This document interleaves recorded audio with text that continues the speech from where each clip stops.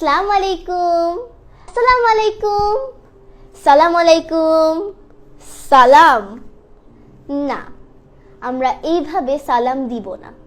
আমরা সালাম দিব সহিভাবে, শুদ্ধ করে, বিনয়ের সাথে, আন্তরিকতা দিয়ে।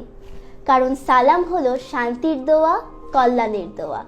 আর অবশ্যই যাকে সালাম দিব তাকে সম্বোধন করব।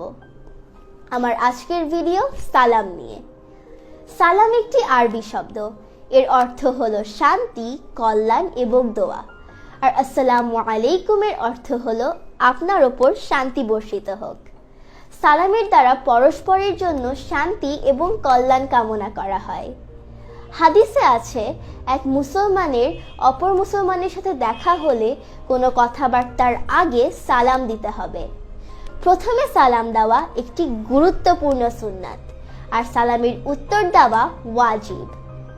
আল্লাহ তাআলা সর্বপ্রথমে আদম আলাইহিওয়াসাল্লামকে সালামের শিক্ষা দিয়েছেন।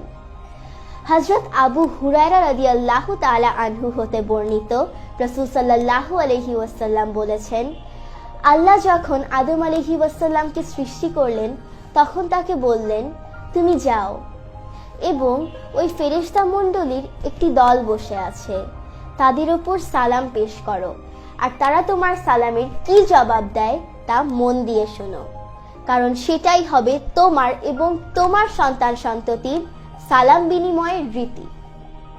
সুতরাং আদম আলাইহিওয়াসাল্লাম তাদের কাছে গিয়ে বললেন, আসসালামু আলাইকুম, আর তারা উত্তর দিল, আসসালামু আলাইকা ওয়া রাহমাতুল্লাহ, অর্থাৎ তারা রহমাতুল্লাহ শব্দটি বেশি বললেন।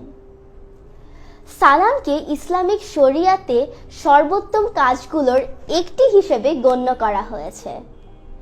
আবু ইউসুফ আব্দুল্লাহ ইবনে সালাম রাদিয়াল্লাহু তাআলা আনহু হতে বর্ণিত, তিনি বলেন, আমি রাসূল সাল্লাল্লাহু আলাইহি ওয়াসাল্লামকে বলতে শুনেছি, তোমরা যদি সালাম প্রচার করো, ক্ষুধার্তকে খাবার দান করো, আত্মীয়তার বন্ধন অটুট রাখো এবং লোকে যখন রাতে ঘুমিয়ে থাকে তখন তোমরা নামাজ আদায় করো, তাহলে তোমরা নিরাপদে জান্নাতে প্রবেশ করতে পারবে। সালামের ফজিলত অনেক, আর এই ফজিলত বর্ণনা করতে গিয়ে রাসূল সাল্লাল্লাহু আলাইহি ওয়াসাল্লাম বলেছেন, সালামের দ্বারা পরস্পরের হিংসা বিদ্বেষ দূর হয় এবং অহংকার থেকে বেঁচে থাকা যায়। সালাম আপনাকে বিনয়ী এবং শিষ্টাচারী করে তোলে। সালাম বিনিময়ের মাধ্যমে একে অপরের মধ্যে ভালোবাসার বন্ধন সৃষ্টি হয়। দুজন মুসলমানের যখন সাক্ষাৎ হয় এবং সালাম বিনিময় করে, তখন তারা একে অপরের থেকে আলাদা হওয়ার আগেই তাদের সব গুনাহ মুছে ফেলা হয়। আমরা সালাম কাদেরকে দিব? সাধারণত আমরা সালাম দিয়ে থাকি আমাদের শিক্ষক, মুরব্বী, বাসায় আসা অতিথিদেরকে, কিন্তু আমরা কখনো আমাদের বাবা মা, ভাই বোন তাদেরকে সালাম দেই না।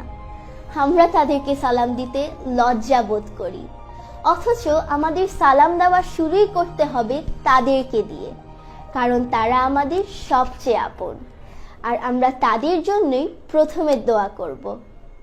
আল্লাহ তাআলা সূরা নূরে বলেছেন, তোমরা যখন নিজ গৃহে প্রবেশ করবে তখন নিজেদের স্বজনদের প্রতি সালাম বলবে।